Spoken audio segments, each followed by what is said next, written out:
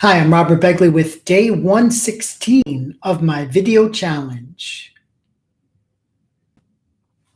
Patton, one of the greatest generals in American history. Today I want to talk briefly about him because we'll cover him in the Hero Show later on. He has the misfortune of being the subject of one of the greatest biopics ever done, with George C. Scott, who opens like this.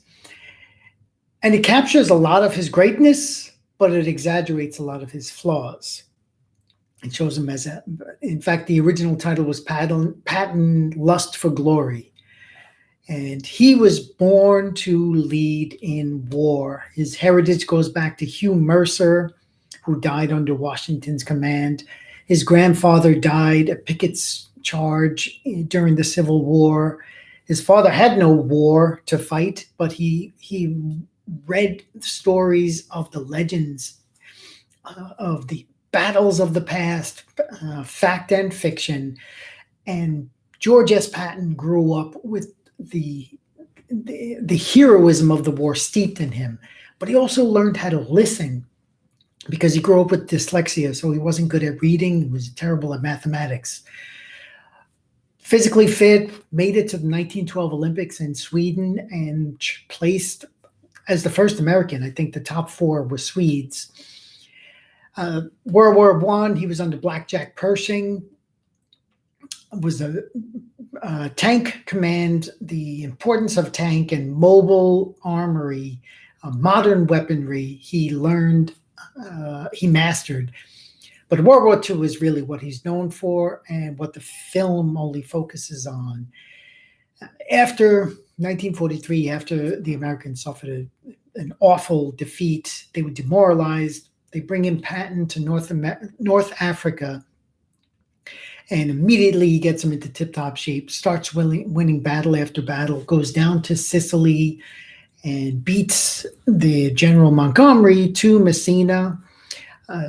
In lore, the conquerors of Sicily had their name kind of checked off, and that was one of Patton's reasons, but he didn't put his men at risk.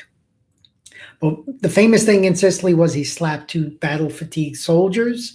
It was definitely a horrible thing to do, but Patton went to the infirmary, and when he saw wounded soldiers, it tore at him.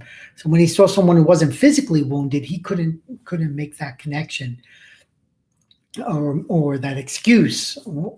So, but then the Battle of the Bulge was his crowning achievement when Eisenhower, who was the overall leader of the war effort, said, we have to go to Bastogne.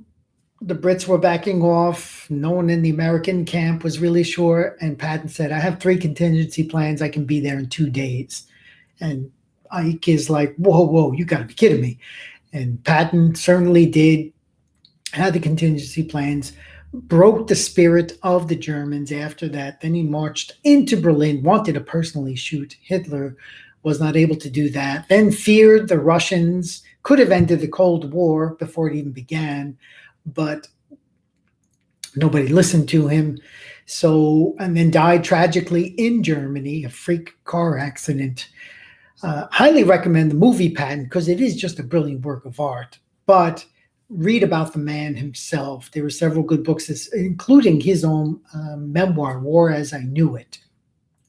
General Patton, I salute you. We'll see you tomorrow with day 117, and that'll be an impromptu.